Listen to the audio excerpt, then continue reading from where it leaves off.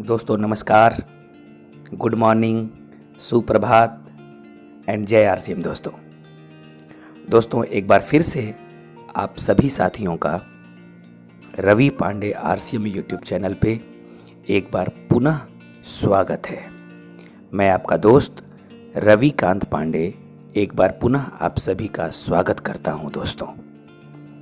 दोस्तों learning is earning episode के तहत हम लोगों ने 2 पुस्तकें पढ़ी। सर्वप्रथम हम लोगों ने पढ़ा लॉक्स एंड कीज, उसके सभी अध्याय को हम लोगों ने अध्ययन किया। सेकेंड बुक्स को हम लोगों ने पढ़ा सोच बदलो सितारे बदलेंगे। दोस्तों आज से एक बहुत खूबसूरत बुक की शुरुआत हम सभी लोग करने जा रहे हैं। मैं बहुत एक्साइटेड हूँ, बहुत ऊर्जावान हूँ, बहुत रोमांचित हूँ उस किताब के बारे में आपसे बातचीत करते हुए। उस बुक का नाम है जीत आपकी। जी हाँ दोस्तों, जीत आपकी, और उसके लेखक हैं मिस्टर शिव खेड़ा जी। दोस्तों सर्वप्रथम इस किताब को मुझे 10+2 में पढ़ने का मौका मिला था। दोस्तों मैं क्लास 12 में था और उस टाइम हमारे एक मित्र के घर पे ये किताब रखा हुआ था और इस किताब को मुझे पढ़ने का मौका मिला था। दोस्तों उसके बाद ये किताब मेरी सबसे फेवरेट बुक हो गई। ये किताब अपने आप में एक बहुत बड़ा ग्रंथ है, पॉजिटिविटी को लेके, सकारात्मकता को लेके। दोस्तों इस पुस्तक के प्रथम पृष्ठ पर ही लेखक ने एक शानदार संदेश लिखा है, जिसको पढ़ने के बाद ही अंदर में एक रोमांच पैदा हो जाता है। दोस्तों लेखक ने लिखा है, जीतने वाले कोई अलग काम नहीं करते, वे हर काम को अलग ढंग से करते हैं। जी हाँ दोस्तों, जीतने वाले वही काम करते हैं जो फेल होने वाले भी करते हैं। बस जीतने वाले के काम करने का तरीका फेल होने वाले से अलग होता है। दोस्तों इस पुस्तक की शुरुआत आज हम लोग करते हैं एपिसोड 1 से, यानी अध्याय 1 से। अध्याय 1 का जो शीर्षक है वो है नजरिए का महत्व। हमेशा सकारात्मक रुख अपनाना, हर परिस्थिति में पॉजिटिव सोचना और पॉजिटिव रहना। दोस्तों एपिसोड 1 चैप्टर 1 की शुरुआत एक बहुत ही खूबसूरत स्टोरी से होती है। दोस्तों एक बहुत ही खूबसूरत कहानी है जो मुझे बहुत प्रेरणा देती है और बहुत ही ऊर्जा भरती है। आप भी सुनेंगे तो आपको ऊर्जा का भंडार आपके अंदर ओतप्रोत होगा। दोस्तों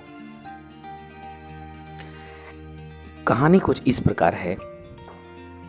एक आदमी मेले में गुब्बारे बेचकर गुजर बसर करता था।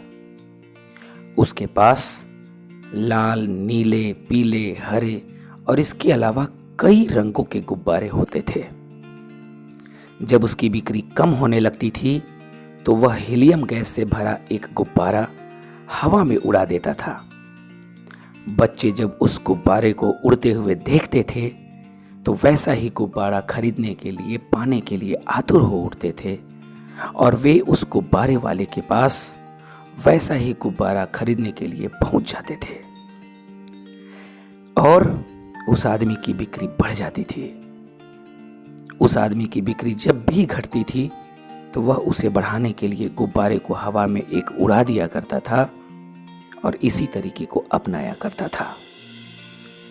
एक दिन की बात है, गुब्बारे वाले को महसूस हुआ कि कोई उसके जैकेट को पीछे से खींच रहा है। उसने पलट कर देखा तो वहां एक बच्चा खड़ा था।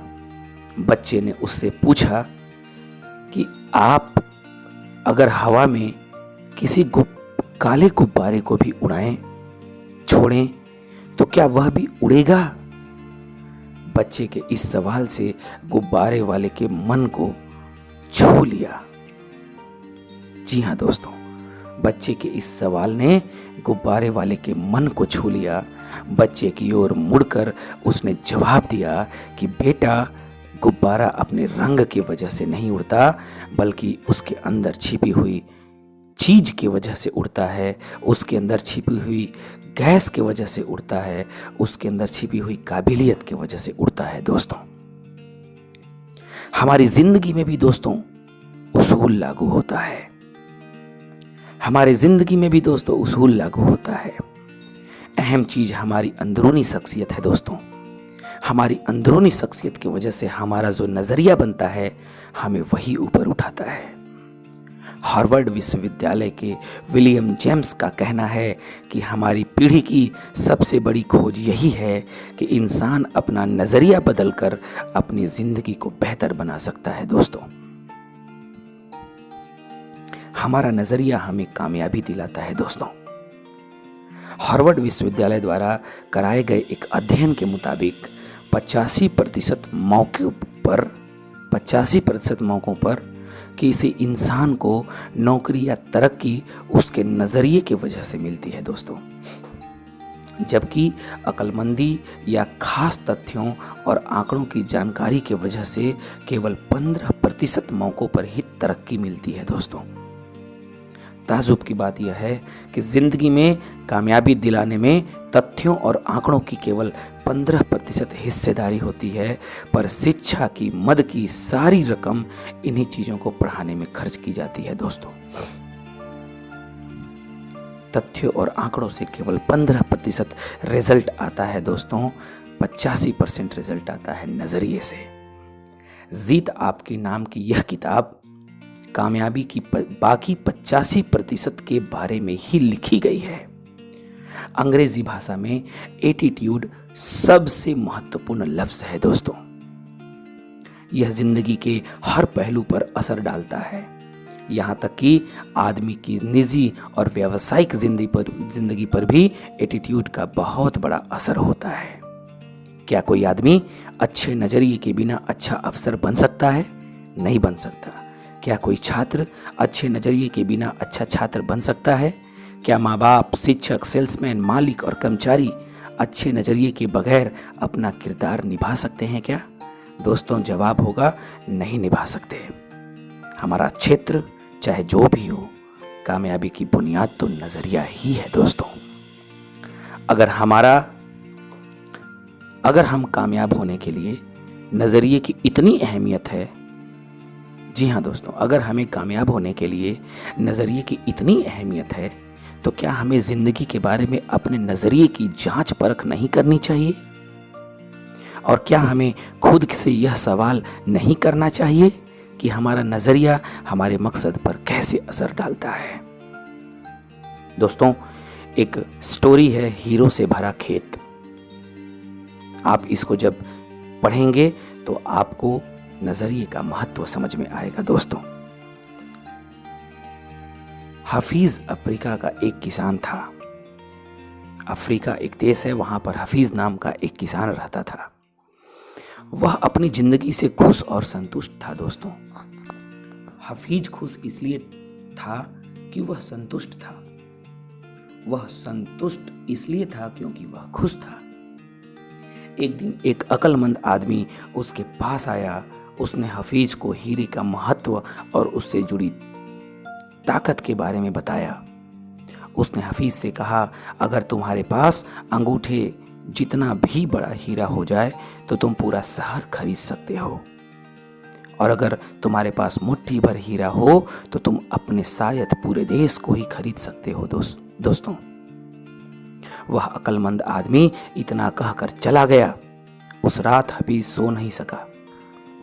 हफीज असंतुष्ट हो चुका था, इसलिए उसकी खुशी भी खत्म हो चुकी थी। दोस्तों, दूसरे दिन सुबह होते ही हफीज ने अपने खेतों को बेचने और अपने परिवार की देखभाल का इंतजाम किया और हीरे खोजने के लिए रवाना हो गया। दोस्तों, वह हीरो की खोज में पूरा अफ्रीका भटकता रहा, पर उसे पा नहीं सका। उसने उन्हें यूरोप में भी ढूंढा, पर वे उसे वहां भी नहीं मिले। स्पेन पहुंचते पहुंचते वह मानसिक, शारीरिक और आर्थिक स्तर पर पूरी तरह टूट चुका था। वह इतना मायूस हो चुका था कि उसने बार्सिलोना नदी में कूदकर खुदकुशी कर ली दोस्तों। इधर जिस आदमी ने हफीज के खेत खरीदे थे, वह एक दिन उन खेतों में होकर बहने वाले नाले में अपने ऊँटों को पानी पिला रहा था। तभी सुबह के वक्त उग रहे सूरज की किरणें नाले की दूसरी ओर पड़े और एक पत्थर पर पड़ी और वह इंद्रधनुष की तरह जगमगा उठा। वह पत्थर, यह सोचकर कि वह पत्थर उसकी बैठक में अच्छा दिखेगा, वह उसे उठाकर अपनी बैठक में सजा दिया। उसी दिन दोपहर में हफीज को हीरों के बारे में बताने वाला आदमी खेतों के इस नए मालिक के पास आया। उसने उस जगमगाते हुए पत्थर को देखकर पूछा, यह हफीज, क्या हफीज लौट आया? नए मालिक ने जवाब दिया, नहीं, लेकिन आपने यह सवाल क्यों पूछा? अक्लमंद आदमी ने जवाब दिया, क्योंकि यह हीरा है और मैं उन्हें देखते ही पहचान जाता हूं। नए मालिक ने कहा, नहीं, यह तो महज एक पत्थर है, मैंने इसे नाले के पास से उठाया है। आइए मैं आपको दिखाता हूं। और वहां पर ऐसे बहुत सारे पत्थर मौजूद हैं। उन्होंने वहां के नमूने के तौर पर बहुत सारे पत्थर उठाए और उन्हें जांचने परखने के लिए भेज दिया दोस्तों। वे पत्थर हीरे ही साबित हुए। उन्होंने पाया कि उस खेत में दूर दूर तक हीरे दबे हुए थे दोस्तों। इस कहानी से हमें सीख मिलती है कि इससे हमें 6 प्रकार के सीख मिलते हैं दोस्तों। पहला, जब हमारा नजरिया सही होता है तो हमें महसूस होता है कि हम हीरों से भरी हुई जमीन पर चल रहे हैं। मौके हमेशा हमारे पांव तले दबे हुए हैं। हमें उनकी तलाश में कहीं जाने की जरूरत नहीं है दोस्तों, हमें केवल उनको पहचान लेने की जरूरत है। दूसरे के खेत की घास हमेशा हरी लगती है दोस्तों। तीसरा, हमने सीखा कि हम दूसरों के बाद पास मौजूद चीजों को देखकर ललचाते रहते हैं, इसी तरह दूसरे हमारे पास मौजूद चीजों को देखकर ललचाते हैं। हमसे अपनी जगह की अदला बदली करने का मौका करके उन्हें खुशी होगी। जिन्हें मौके की पहचान नहीं होती, उन्हें मौके का खटखटाना शोर लगता है दोस्तों। मौका जब आता है तो लोग अपनी अहमियत नहीं पहचानते, जब मौका जाने लगता है तो उसके पीछे भागने लगते हैं। छठा, हम लोगों ने सीखा कि कोई मौका दोबारा नहीं खटखटाता दोस्तों। दूसरा मौका पहले वाले मौके से बेहतर या बदतर हो सकता है, पर वह ठीक पहले वाले मौके जैसा नहीं हो सकता। इसलिए सही वक्त पर सही फैसला लेना बेहद जरूरी होता है दोस्तों। गलत वक्त पर लिया गया फैसला भी गलत माना जाता है दोस्तों, हम सभी बाइबल में बताई गई डेविड और गोलियत की कहानी जानते हैं। गोलियत एक राक्षस था। उसने हर आदमी के दिल में अपनी दहशत बैठा रखी थी। एक दिन 17 साल का एक भेड़ चराने वाला लड़का अपने भाइयों से मिलने के लिए आया। उसने पूछा, तुम लोग इस राक्षस से लड़ते क्यों नहीं? तो उसके भाई गोलीपत से डरते थे। उन्होंने जवाब दिया, क्या तुमने देखा नहीं कि वह इतना है और उसे मारा नहीं जा सकता? इस पर डेविड ने कहा, बात यह नहीं है कि बड़ा होने की वजह से उसे मारा नहीं जा सकता, बल्कि हकीकत तो यह है कि इतना बड़ा है कि उस पर लगाया गया निशाना चूक ही नहीं सकता।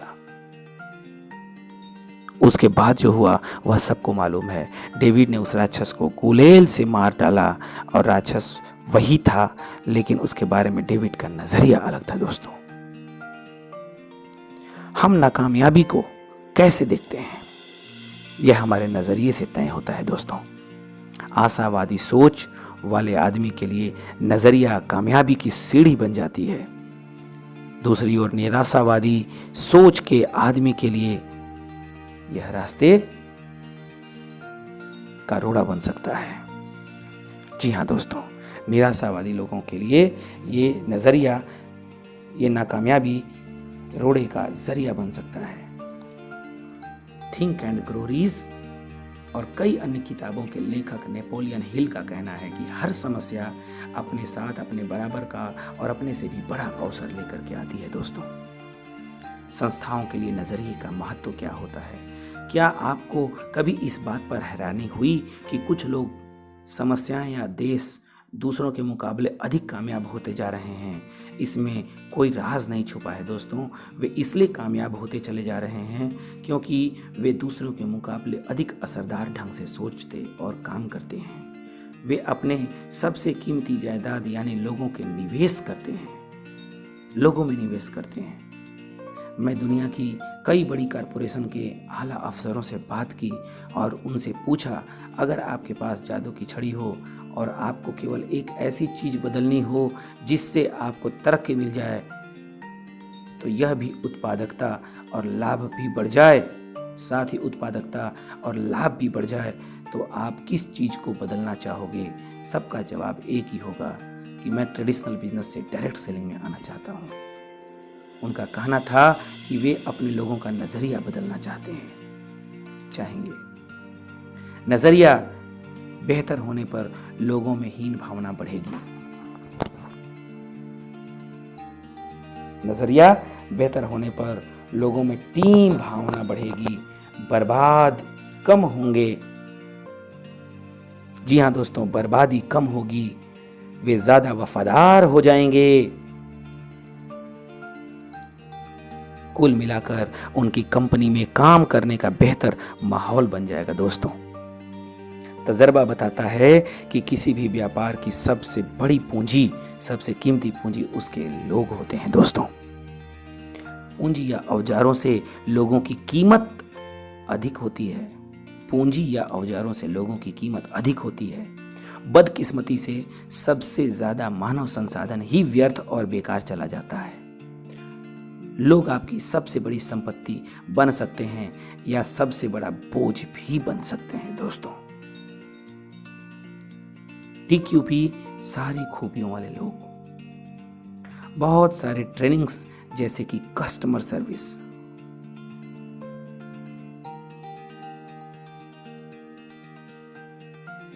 दोस्तों बहुत सारे ट्रेनिंग्स प्रोग्राम जैसे कि कस्टमर सर्विस, सेलिंग स्किल्स और स्ट्रैटेजिक प्लानिंग के बाद में मैं इस नतीजे पर पहुंचा कि इसमें से ज़्यादातर कार्यक्रम काफ़ी अच्छे होते हैं, लेकिन इनके सामने एक बहुत बड़ी चुनौती होती है। इनमें से कोई भी तब तक कामयाब नहीं हो सकता जब तक उसकी बुनियादी सही न हो, और वह सही बुनियाद ही TQP है। यह TQP क्या है? TQP का मतलब टोटल क्वालिटी पीपल, यानी कि सारी खूबियों से भरा हुआ व्यक्ति, यानी वे लोग जो अच्छे चरित्र और ईमानदार नैतिक मूल्यों और सकारात्मक नजरिए वाले होते हैं, उन्हें यह सिस्टम बहुत जल्दी समझ में आ जाता है। दोस्तों, मुझे गलत न समझें, आपको दूसरे सारे प्रोग्रामों की जरूरत है, लेकिन वे तभी सफल होंगे जब आप अपनी नींव सही रखेंगे, और नींव आप सही करेंगे TQP। उदाहरण के तौर पर कुछ ग्राहक सेवा कार्यक्रम में हिस्सेदारी करने वालों को प्लीज या थैंक यू कहना, मुस्कुराना और हाथ मिलाना सिखाया जाता है। दोस्तों, लेकिन किसी आदमी के सेवा करने का जज्बा ही न हो तो वह कब्र तक मुस्कुरा सकता है। इसके अलावा लोग नकली मुस्कान को पहचान जाते हैं, और मुस्कान सच्ची न हो तो उसे देखकर चिढ़ पैदा हो जाती है। ऐसा कहना है कि असलियत को दिखावे पर हावी होना चाहिए, न कि दिखावे को असलियत पर हावी होना चाहिए। दोस्तों, बेशक ग्राहकों से पेश आने वाले लोगों को प्लीज और थैंक यू कहना चाहिए और मुस्कुराना चाहिए, ये बातें महत्वपूर्ण हैं, लेकिन याद रखें कि अगर मन में सेवा की भावना आ गई तो आम जिंदगी में तो खुद ब खुद आसानी से शामिल हो जाएंगे। दोस्तों, एक बार एक आदमी मशहूर फ्रांसीसी दार्शनिक ब्लेज पास्कल से मिला और उसने कहा, अगर मेरे पास आपके जैसा दिमाग हो तो मैं बेहतर इंसान बन जाऊं। इस पर पास्कल ने जवाब दिया, बेहतर इंसान बनो, तुम्हारा दिमाग खुद ब खुद मेरे जैसा हो जाएगा। महान संगठनों को तनख्वाहों या काम करने के हालात के पैमाने पर नहीं आंका जा सकता, उन्हें भावना, नजरिए और आपसी संबंधों के पैमाने पर मापा जाता है, आंका जाता है। जब कर्मचारी कहते हैं मैं यह काम नहीं कर सकता, तो इसके दो मायने हो सकते हैं। या तो उनका मतलब है कि उन्हें वह काम करने का तरीका मालूम नहीं है, या फिर उस काम को करना नहीं चाहते हैं। अगर वे काम करने का तरीका नहीं जानते तो वह टेक्निकल ट्रेनिंग का मुद्दा है। लेकिन अगर वे काम करना चाहते हैं और वह नजरिए से जुड़ा हुआ मुद्दा है, उन्हें उस काम की परवाह नहीं, या वह नैतिकता का मुद्दा हो सकता है, वे भी मानते हैं कि उन्हें वह काम नहीं करना चाहिए। दोस्तों, कैलगेरी टावर की ऊंचाई 190.8 मीटर है। उसका कुल वजन 10,884 टन है। उसमें से 6,349 टन कुल वजन का लगभग 60% भाग वजन जमीन के अंदर है। दोस्तों, इससे जाहिर होता है कि भव्य दिखने वाली कई इमारतों की नींव काफी मजबूत होती है। दोस्तों, जिस प्रकार किसी भव्य इमारत के टिके रहने के लिए उसकी नींव मजबूत होनी चाहिए, ठीक उसी तरीके से टिके रहने के लिए भी मजबूत बुनियाद की आवश्यकता होती है। दोस्तों, और कामयाबी की बुनियाद ही नजरिए से होती है। दोस्तों, पूर्णतावादी नजरिया क्या होता है? मैं संपूर्णतावादी नजरिए में यकीन रखता हूं। हम केवल हाथ, पांव, आंख, नाक, मुंह, दिल और दिमाग, बल्कि एक संपूर्ण ज्ञान मिलता है दोस्तों ये सब भेजने से।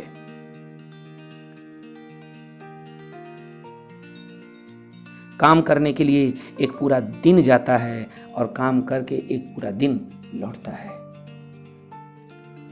घर परेशानियां हमारी पारिवारिक जिंदगी पर असर डालती है। दोस्तों, पारिवारिक समस्याओं की वजह से तनाव का शिकार होने पर हमारी उत्पादकता घट जाती है। इसी तरह कामकाज से जुड़ी परेशानियां न केवल हमारे परिवार बल्कि जिंदगी के हर पहलू को असर डालती है।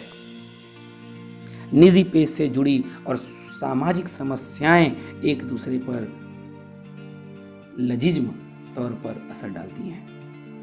आपके नजरियों को तय करने वाले सवाल। दोस्तों, मैं आपके से कुछ सवाल पूछता हूं। हम नजरिए के साथ ही जन्म लेते हैं या फिर उसे बड़ा होने पर विकसित करते हैं? हमारा नजरिया जिन चीजों को देखता है वो हमारे अवचेतन मन में जाता है और वो बार बार प्रतिबिंब आंखों के सामने बनता है। दोस्तों, अवसर, अगर माहौल की वजह से जिंदगी के बारे में आपका नजरिया नकारात्मक हो गया तो क्या क्या उसे बदल सकते हैं? आइए देखते हैं। दरअसल हमारे नजरिए का ज्यादातर हिस्सा हमारी जिंदगी के शुरुआती सालों में ही बन गया था। यह सच है कि हम अपने मिजाजों की खुश खासियत के साथ पैदा होते हैं। यह सच है कि हमारे मिजाज के कुछ खासियतों के साथ पैदा होते हैं, लेकिन बाद में हमारा जो नजरिया है उसे खास में से 3 में से 1 यानी फेमस नहीं कर देती है। दोस्तों, माहौल, इन्वायरमेंट, तजर्बा, एक्सपीरियंस, शिक्षा, एजुकेशन, इन्हें हम नजरिए के ES कहते हैं। जब इन तीनों पर नजर डालते हैं तो नंबर 1 माहौल, इन्वायरमेंट। माहौल में से ये चीजें शामिल होती हैं। लिखते हैं राइटर, घर अच्छा या बुरा होना चाहिए, स्कूल गाड़ियों का दबाव होना चाहिए, काम मददगार और जरूरतमंद से अधिक मुस्ताचीनी करने वाला सुपरवाइजर। नंबर 4, मीडिया, टेलीफोन, अखबार, पत्रिका, रेडियो, अभी आया है यूट्यूब्स। इन सब चीजों से माहौल मिलता है। सांस्कृतिक पृष्ठभूमि, धार्मिक पृष्ठभूमि, परंपराएं, मान्यता, सामाजिक माहौल, राजनीतिक माहौल, ये सब माहौल बनाने के काम आता है दोस्तों। ऊपर बताए गए सारे माहौल मिलकर हमारी तहबीज बनाते हैं। घर हो, संस्था हो या देश हो, हर जगह की अपनी एक जवाबदेही होती है। उदाहरण के तौर पर आप एक स्टोर में जाते हैं तो वहां के मैनेजर से लेकर सेल्स क्लर्क तक विनम्र, मददगार और दोस्ताना और खुशहाली माहौल से भरा हुआ मिलता है। फिर आप दूसरी दुकान के बारे में जानते हैं तो वहां काम करने वाले को रूखा एवं बदतमीज पाए जाते हैं बाहरी दुनिया में। आप एक घर में आते हैं तो वहां माँ बाप और बच्चों की तहवीजनामा मिलकर और दूसरे का ख्याल रखने वाला पाते हैं, जबकि दूसरे घर में जाने पर हर व्यक्ति को कुत्ते बिल्लियों की तरह आपस में लड़ना पड़ता है। दोस्तों, जिन देश की सरकारों और राजनीतिक माहौलों में ईमानदारी होती है, वहां के लोग भी आमतौर पर ईमानदार, कानून के पालन करने वाले और मददगार होते हैं। दोस्तों,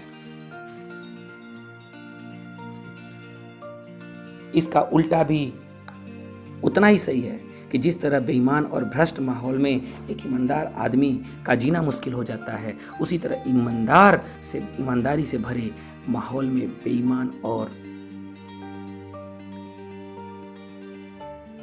जी हाँ दोस्तों, जिस प्रकार बेईमान और भ्रष्ट माहौल में एक ईमानदार व्यक्ति का जीना मुश्किल हो जाता है, उसी तरह ईमानदारी के माहौल में बेईमान व्यक्ति का जीना मुश्किल हो जाता है। दोस्तों, अच्छे माहौल में मामूली कर्मचारी की भी काम करने की शक्ति बढ़ जाती है, जबकि बुरे माहौल में अच्छा काम करने वाला व्यक्ति भी आलसी हो जाता है। तजर्बा सेकंड है दोस्तों, तजुर्बा। तजर्बा क्या है? तजर्बा भी हमें एक्सपीरियंस देता है। अलग अलग लोगों से मिले तजर्बे के मुताबिक हमारा व्यवहार भी बदल जाता है। अगर किसी इंसान के सामने हमें अच्छा अनुभव मिलता है तो उसके बारे में हमारा नजरिया अच्छा होता है, पर बुरा अनुभव मिलता है तो भगवान पूरे हो जाते हैं। अनुभव और घटनाएं हमारी जिंदगी के संदर्भ बिंदु बन जाते हैं। हम उनसे नतीजे निकालते हैं जो भविष्य में मार्गदर्शन की भूमिका निभाती है। दोस्तों, शिक्षा औपचारिक और अनौपचारिक तौर पर दोनों की तरह है। आजकल हम लोग सूचनाओं के सागर में गोते लगा रहे हैं, लेकिन ज्ञान और समझदारी का अकाल पड़ा हुआ है। दोस्तों, ज्ञान को योजनाबद्ध ढंग से समझदारी में बदला जा सकता है और ज्ञान को योजनाबद्ध ढंग से समझदारी में बदला जा सकता है और समझदारी हमें कामयाबी दिलाती है। दोस्तों, शिक्षक की भूमिका काफी महत्वपूर्ण होती है। दोस्तों, उसका प्रभाव अनंत काल तक रहता है। इस अवसर की लहरें अनगिनत होती है। दोस्तों, शिक्षा ऐसी चीज है दोस्तों, शिक्षा ऐसी होनी चाहिए जो हमें केवल रोजी रोटी कमाना नहीं बल्कि जीने का तरीका सिखाए। दोस्तों, सकारात्मक नजरिए वाले लोगों को कैसे पहचाने कि ये पॉजिटिव एटीट्यूड का है? दोस्तों, उसका भी उपाय है। जिस तरह सेहत खराब न होने का मतलब अच्छी सेहत नहीं होता, उसी तरह किसी इंसान के नकारात्मक न होने का मतलब यह नहीं कि वह नकारात्मक नहीं होता। सकारात्मक नजरिए वाले लोगों की शख्सियत में कुछ ऐसी खासियत होती है जिसकी वजह से उनकी आसानी से पहचान की जा सकती है। ऐसे लोग दूसरे का ख्याल रखने वाले होते हैं, आत्मविश्वास से भरे, धीरज वाले और विनम्र होते हैं दोस्तों। ये लोग खुद से और दूसरों से काफी ऊंची उम्मीदें रखते हैं दोस्तों। उन्हें अच्छे नतीजे हासिल करने की आशा करते हैं दोस्तों। सकारात्मक नजरिए वाला व्यक्ति हर मौसम में फलने वाला 12मासी फल जैसा होता है, उसका हमेशा स्वागत किया जाता है दोस्तों। जबकि नकारात्मक नजरिए वाला व्यक्ति हर समय परेशान रहता है। सकारात्मक नजरिए का क्या फायदा है दोस्तों? सकारात्मक नजरिए से कई फायदे हैं। इन्हें आसानी से देखा जा सकता है, लेकिन आसानी से दिखाई देने वाली चीज को उतनी आसानी से अनदेखी भी किया जा सकता है। सकारात्मक नजरिया क्या है? आपके अंदर निम्न खासियत होगा तो आप सकारात्मक कहलाएंगे। शख्सियत खुशनुमा हो जाती है सकारात्मक नजरिया वालों की। जोश पैदा हो जाता है, जिंदगी का आनंद बढ़ जाता है। आपके अगल बगल के लोगों को प्रेरणा मिलती है दोस्तों। आप समाज में महत्वपूर्ण योगदान देने वाले सदस्य और राष्ट्र की संपत्ति बन जाते हैं। उत्पादकता बढ़ जाती है और टीम भावना बढ़ जाती है दोस्तों। पॉजिटिव नजरिया रखने से दोस्तों समस्याएं का हल हो जाता है और गुणवत्ता भी बढ़ जाता है, और इसकी भी नॉलेज हम ले लेते हैं। माहौल आपके मुताबिक बन जाता है, वफादारी होती है और लाभ ज्यादा मिलने पर डाउनलाइन को दे देना चाहिए। मालिक, कर्मचारी और ग्राहकों के बीच संबंध बहुत बेहतरीन होता है दोस्तों। तनाव भी कम होता है अगर हम सही टाइम पर डॉक्टर का इलाज नहीं किए होते तो। नकारात्मक नजरिए का क्या महत्व है सर, उसको भी जरा देख लें। जिंदगी की राह रुकावटों से भरी पड़ी है, और अगर हमारा नजरिया नकारात्मक हो तो अपने लिए सबसे बड़ी रुकावट हम खुद बन जाते हैं दोस्तों। नजरिया नकारात्मक वाले लोगों के लिए दोस्ती, दुश्मनी, शादी और संबंध सब कुछ है। नकारात्मक नजरिए वाला व्यक्ति दोस्ती, नौकरी, चाकरी, संबंध इत्यादि को कायम रख पाना बड़ी मुश्किल होता है। नकारात्मक नजरिए की वजह से संबंधों में कड़वाहट आती है, लोग नाराज होते हैं, जिंदगी बेमकसद हो जाती है, सेहत खराब हो जाती है। दोस्तों, खुद के लिए और दूसरे के लिए तनाव बढ़ता है नकारात्मक सोचने वालों के लिए। नकारात्मक नजरिए की वजह से घर और कामकाज की जगह का माहौल बिगड़ जाता है। ऐसा आदमी समाज के लिए बोझ बन जाता है दोस्तों। ये लोग अपने नकारात्मक नजरिया को छू छू कर रोग की तरह अपने आसपास के लोगों को आने वाली पीढ़ियों तक फैला देते हैं दोस्तों। अपने नकारात्मक नजरिए से वाकिफ होने के बावजूद हम उसे बदलते क्यों नहीं हैं? इंसान का स्वभाव है दोस्तों, आमतौर पर बदलाव विरोधी होता है। हमें बदलाव तकलीफ देह लगता है। बदलाव का नतीजा अच्छा होता है या बुरा, पर अक्सर हमें तनाव बढ़ता है। कई बार हम अपनी बुराइयों के साथ जीने में इतना आराम महसूस करने लगते हैं कि बेहतरी के लिए होने वाले बदलावों को भी कबूल नहीं कर पाते और हम बुरे ही बने रह जाते हैं दोस्तों। चार्ल्स डिकेंस ने एक ऐसे कैदी के बारे में लिखा जो सालों तक एक काल कोठरी में कैद रहा। सजा काट लेने के बाद उसे आजाद कर दिया गया। उसे काल कोठरी से बाहर धूप निकली और उसके शरीर पर गया। उस आदमी ने चारों ओर देखा। कुछ देर देखने के बाद वह अपनी इस नई आजादी से परेशान हो गई। उसके वापसी काल कोठारी में जाने की इच्छा जाहिर की। उसने वापस कल कोठरी में जाने की इच्छा जाहिर की। वह आजादी और खुली दुनिया में बदलाव को कबूल करने के बजाय काल कोठरी, अंधेरे और हथकड़ियों में ही सुरक्षा और आराम महसूस कर रहा था, क्योंकि वह उन्हीं का आदी हो चुका था।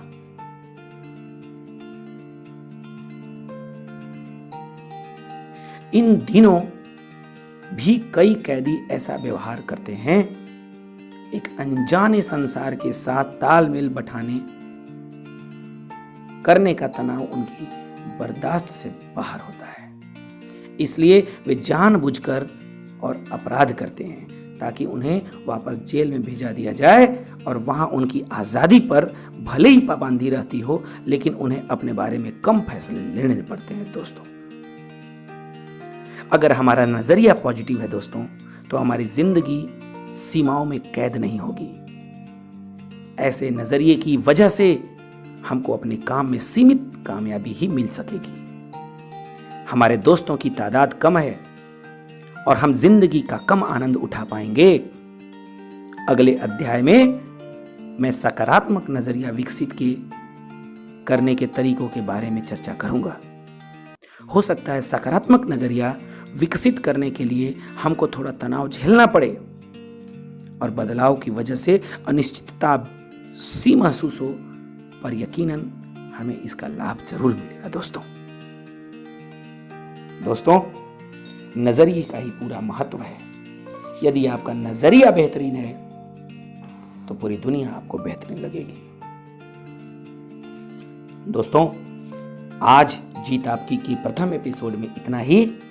कल सेकंड एपिसोड में हम लोग पुनः मिलेंगे सुबह 7 बजे इसी channel Ravi Pandey RCM YouTube channel के ऊपर। और कल का टॉपिक रहेगा सकारात्मक नजरिया हम अपने अंदर कैसे विकसित करें। दोस्तों, जीत आपकी किताब अपने आप में सबसे ट्रेमेंडस और सबसे खूबसूरत किताब है। दोस्तों, इस किताब के फ्रंट में ही राइटर ने लिखा है कि जीतने वाले कोई अलग काम नहीं करते, अलग ढंग से करते हैं। तो अब आप जरा सोचिए तो दोस्तों, नजरिए का ही जब खेल है तो हम पॉजिटिव नजरिए के साथ ऊपर उठते वाला सोच लेकर के काम क्यों ना करें। नजरिए का खेल है तो हम हमेशा नेगेटिव सोच करके ही काम अपना शुरू क्यों करें। आइए हम सब शिव खेड़ा जी के इस एपिसोड 1 नजरिया का महत्व को हम लोग समझते हैं और आज संकल्प लेते हैं कि हम सब अपने नजरिया को चेंज करेंगे, अपने एटीट्यूड को बदलेंगे, पॉजिटिव एनर्जी और पॉजिटिव सोच के साथ आगे बढ़ेंगे, नंबर 1 करेंगे। दोस्तों, तब तक के लिए बहुत बहुत धन्यवाद। नमस्कार, गुड मॉर्निंग, सुप्रभात दोस्तों, एंड जय आरसीएम। दोस्तों, यदि अभी तक आपने Ravi Pandey RCM YouTube channel को सब्सक्राइब नहीं किया है दोस्तों, तो सर्वप्रथम सब्सक्राइब कर लें और आपके जितने भी मित्र दोस्त हैं उनको भी इस चैनल को प्रमोट करें ताकि वो भी सीखें, जानें और इतिहास लिखें। दोस्तों, तब तक के लिए बहुत बहुत धन्यवाद। नमस्कार, जय आरसीएम दोस्तों।